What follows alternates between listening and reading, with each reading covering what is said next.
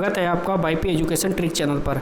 तो दोस्तों इस वीडियो में हम बात करेंगे डीएलएड के प्रश्न पत्र का डीएलएड का जो प्रथम सेमेस्टर का प्रश्न पत्र है हिंदी का, उसको लेके। ठीक है, ये 2022 का पेपर है। इस पेपर को हम पूरा सॉल्व करेंगे और अच्छे से देखेंगे कि किस टाइप के क्वेश्चन पूछे जाते हैं और किस लेवल के क्वेश्चन पूछे जाते हैं। तो वीडियो को आप शुरू से लेकर लास्ट तक अवश्य देखना, और वीडियो अच्छी लगती है तो वीडियो को अपने दोस्तों को शेयर करिए और अपने सभी ग्रुप में शेयर करिए। ठीक, अगर आपको किसी भी सब्जेक्ट के पेपर चाहिए या देखने हो आपको पेपर, तो इस वीडियो के डिस्क्रिप्शन में मैं सभी वीडियो की लिंक डाल दूंगा। सभी पेपर आपको वहां पे मिल जाएंगे, एक एक करके आप वहां से देख लीजिए। तो बिना किसी देरी के हम टॉपिक की शुरुआत करते हैं, पेपर को सॉल्व करेंगे, देखेंगे किस टाइप के क्वेश्चन आए हैं। देखो यहाँ पे जो पहला क्वेश्चन आया था, ये आया था कि भाई अंत्यस्थ व्यंजन की संख्या बताओ।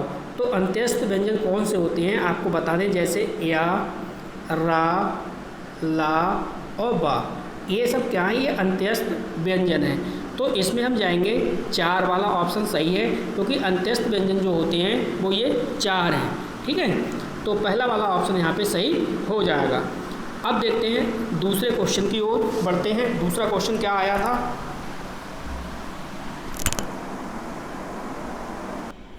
तो यहाँ पे देखिए जो दूसरा क्वेश्चन आपसे पूछा गया था वो पूछा गया था कि स्पर्श व्यंजनों की संख्या बताओ। तो स्पर्श व्यंजनों की संख्या आपको बतानी थी। यहाँ पे मैं बता दूं, जैसे का वर्ग, चा वर्ग, टा वर्ग, ता वर्ग और पा वर्ग, ये 5 वर्ग हैं। ठीक है, दो पाँचों में एक वर्ग में 5 अक्षर हैं। ठीक है, 5 और 5 का मतलब 25। तो जो स्पर्श व्यंजनों की जो संख्या है वो आपकी 25 हो जाएगी, इसलिए हम इसमें बी ऑप्शन के साथ चले जाएंगे। अगला क्वेश्चन देखिए क्या है। अगला क्वेश्चन है आपका, आपसे पूछ रहा है कि निम्न में से कौन सा महाप्राण नहीं है। ठीक है, निम्न में से कौन सा महाप्राण नहीं है। यहाँ पे देखो नहीं पूछ रहा है, तो हम आपको बता दें कि भाई प्रत्येक वर्ग का दूसरा और चौथा, प्रत्येक वर्ग का दूसरा और चौथा जो होता है वो महाप्राण होता है। ठीक, अब यहाँ पे देखो दूसरा ऑप्शन है घा। तो देखो का के बाद का, खा, गा, घा क्या है, चौथा, तो ये भी नहीं होगा। ठीक है, अब देखो यहाँ पे का देखो साफ साफ दिख रहा है कि का जो है वो पहला है, प्रत्येक वर्ग का ये पहला फंस गया, तो यहाँ पे नहीं है, तो इसलिए हमारा पहला वाला ऑप्शन बिल्कुल सही हो जाएगा। नेक्स्ट है कृस। कृस शब्द का विलोम क्या है। देखो कृस शब्द का विलोम की बात कर रहा है, तो ये हो जाएगा भाई स्थूल। क्या हो जाएगा, स्थूल, यानी थर्ड वाला ऑप्शन इसका सही हो जाएगा। अगला क्वेश्चन देखते हैं, क्वेश्चन नंबर 5। देखो ये ऑप्शन है, जो विकल्प है उसका ये 5वां क्वेश्चन लास्ट क्वेश्चन है। कह रहा है इनमें से भाषाई कौशल नहीं है। अब देखो भाषाई कौशल नहीं है, तो भाषाई कौशल होते कौन से हैं, जैसे सुनना है, बोलना है, पढ़ना है, लिखना है, ये भाषाई कौशल होते हैं। देखो लेखन भी है, पठन भी है, वाचन भी है। ठीक, इस प्रकार से ये जो गद्य है ये नहीं है, तो भाषाई कौशल नहीं पूछ रहा था, इसलिए हमारा दूसरा वाला विकल्प है वो सही हो जाएगा। अगला क्वेश्चन देखो, यहाँ से आ गए अति लघु क्वेश्चन। तो एक एक अति लघु क्वेश्चन को भी समझते हैं। क्वेश्चन पूछा था कि भाई ह्रस्व स्वर किसे कहते हैं। देखो ये भी 1 नंबर का आया था, तो ह्रस्व स्वर किसे कहते हैं, तो आराम से आपको लिखना था, जैसे छोटा आ, ठीक, छोटी ई, छोटा ऊ और ऋण, और क्या है, ऋण, ये क्या है, ये आपके ह्रस्व स्वर थे, ये लिखना था। अगला जो क्वेश्चन था, सुधा और पंकज शब्द का अर्थ लिखिए। तो सुधा और पंकज का अर्थ लिखना था, यानी सीधे सीधे कहें तो आपको बता दें हम, जो सुधा है, सुधा का जो अर्थ होता है वो होता है अमृत। क्या होता है, अमृत। ठीक, और जो आपका पंकज है, तो पंकज का अर्थ क्या लिखना था, इसका अर्थ आप लिख देते कमल, तो इसका क्या हो जाता, कमल। ये देखो कितना सिंपल पेपर आया था। ठीक है, बिल्कुल इजी आएगा, आपके लिए भी बिल्कुल इजी आएगा, आप चिंता ना करें। पूरा पेपर अच्छे से समझ लो। वीडियो को लाइक कर देना और वीडियो को ज़्यादा से ज़्यादा अपने दोस्तों के लिए भी शेयर कर देना। देखो कारक किसे कहते हैं और कर्ता कारक चिन्ह बताइए। तो भाई कारक किस लिए, कारक किसे कहते हैं ये लिखना था। तो देखो जब भी आप कोई भी वाक्य लिखते हो, ठीक है, तो वाक्यों में क्या है, ठहराव के लिए या अपनी बात को स्पष्ट करने के लिए, ठीक है, बीच में क्या लगा देते हैं, कारक लगा देते हैं, या संबंध जोड़ने के लिए भी कारक लगा देते हैं। तो इस प्रकार से ये लिखना था। अब कर्ता कारक चिन्ह, तो कर्ता कारक क्या था, कर्ता ने, तो कर्ता कारक चिन्ह क्या आ जाता इसमें, ने आ जाता। ठीक है, तो ये वाला आपका सही हो जाता। नेक्स्ट है अभिव्यक्ति के साधनों के नाम बताओ। तो भाई अभिव्यक्ति के जो साधन हैं यानी व्यक्ति है, तो कोई भी व्यक्ति अभिव्यक्ति किस प्रकार से कर सकता है, तो आपको पता है कि अपनी बात को वो किस प्रकार से कह सकता है, अपनी बात को दो प्रकार से कह सकता है। कितने प्रकार से, दो प्रकार से कह सकता है। एक कह सकता है मौखिक और दूसरा कह सकता है लिखित प्रकार से।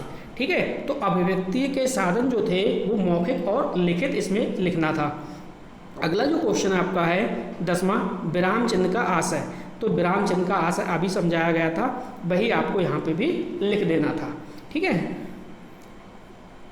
विराम चिन्ह जो होते हैं वो सब जो होते हैं वो किसी प्रकार से भी आप लिख देते हैं। इसमें विराम चिन्ह होते हैं, अपनी बात जब कहते हैं तो उनमें बीच बीच में ठहराव आ जाता है, इसलिए हम विराम चिन्ह का यूज करते हैं, या संबंध जोड़ने के लिए हम विराम चिन्ह का प्रयोग करते हैं। इस प्रकार से आप कुछ भी इसमें लिख देते हैं।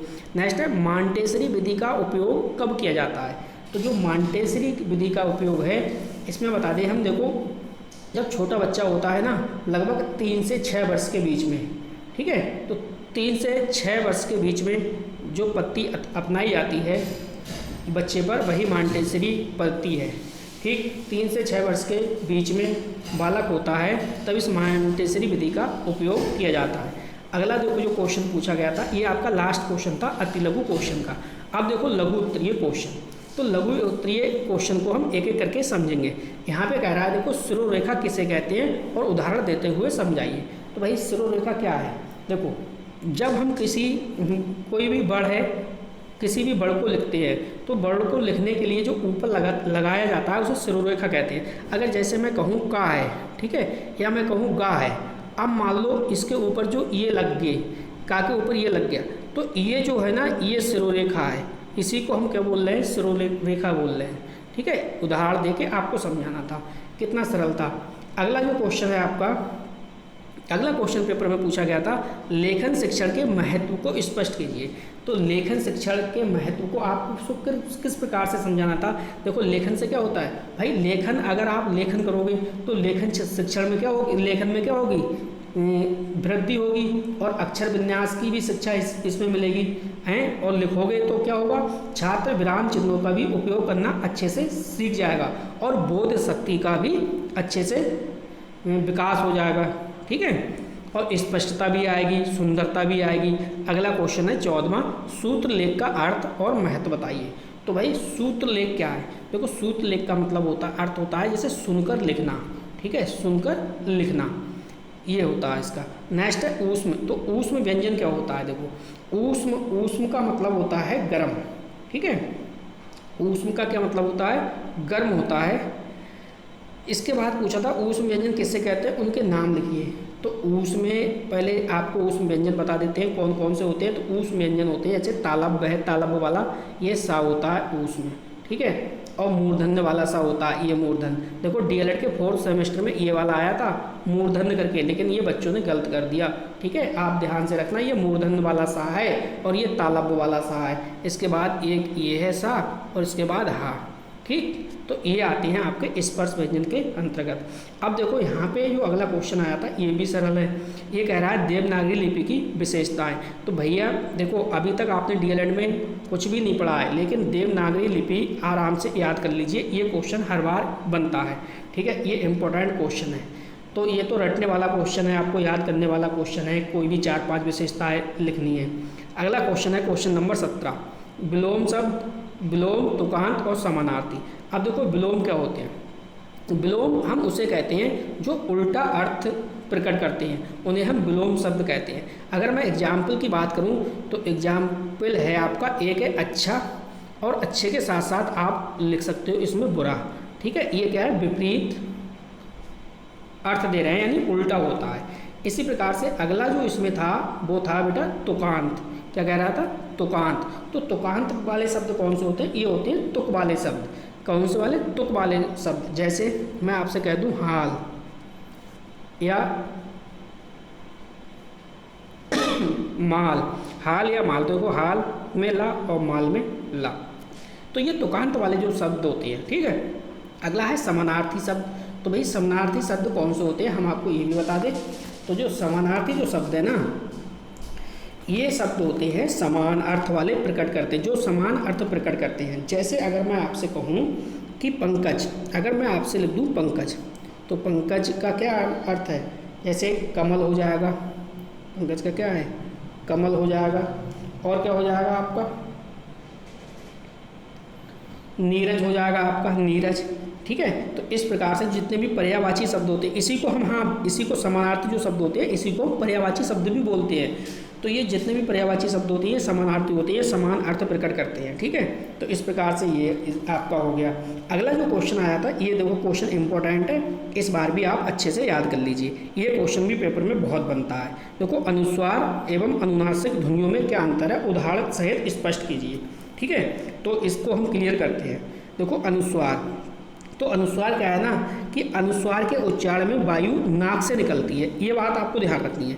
अगर आप अनुस्वार को पढ़ रहे हैं तो अनुस्वार का उच्चारण करते समय या उच्चारण में वायु कहाँ से निकलती है, नाक से निकलती है, और उच्चारण झटके के साथ होता है। जैसे अगर मैं एग्जाम्पल कहूँ तो एग्जाम्पल में क्या कहूँगा आपसे, ठंडा, क्या कहूँगा, ठंडा, ठीक। इस प्रकार से जंगल, किस प्रकार से, जंगल, ठीक है, ये इसके एग्जाम्पल है। या अंतर, या चंपत, ये इसके एग्जाम्पल हो गए। इसी प्रकार से अगर मैं अनुनासिक की बात करूं, अनुनासिक ध्वनि क्या है, तो देखो अनुनासिक में क्या बोलोगे आप, अनुनासिक के उच्चारण में वायु नाक और मुख दोनों से निकलती है। किससे, नाक और मुख दोनों से निकलती है, ये बात ध्यान रखना है। और अनुस्वार में सिर्फ नाक से, ठीक है, अनुनासिक में नाक और मुख दोनों से। अब इसके एग्जाम्पल क्या है अनुनासिक के, तो अनुनासिक के एग्जाम्पल है, देखिए ऊपर चंद्रबिंदी आएगी, जैसे चांद, मैं लिख रहा हूँ ऊपर क्या, चांद, ये इसका एग्जाम्पल है, ठीक है। या मैं लिख रहा हूँ आँख, तो ये इसका एग्जाम्पल है, ठीक है। तो ये लास्ट क्वेश्चन था हिंदी का, ये 2022 का पेपर था, ठीक है। अगर आपको सभी पेपर देखने हैं तो इस वीडियो के डिस्क्रिप्शन आप चेक कर लीजिए, वहाँ पे आपको सभी के सभी पेपर मिल जाएंगे, ठीक है। और आपको बता दें, पवन सीरीज, राजन सीरीज और ठाकुर पब्लिकेशन की जो गाइड है, उसके अति लघु क्वेश्चन, बहुविकल्पी क्वेश्चन, सभी क्वेश्चन मेरे इसी चैनल पे मिल जाएंगे। सबकी मैंने प्लेलिस्ट बना दी है, आप थोड़ा सा वेट करिए या आप प्लेलिस्ट को चेक करिए, वहाँ से आपको सब कुछ मिलता रहेगा। तो बस इस वीडियो में इतना ही था। वीडियो देखने के लिए आपका बहुत बहुत धन्यवाद। मिलते हैं नेक्स्ट वीडियो में।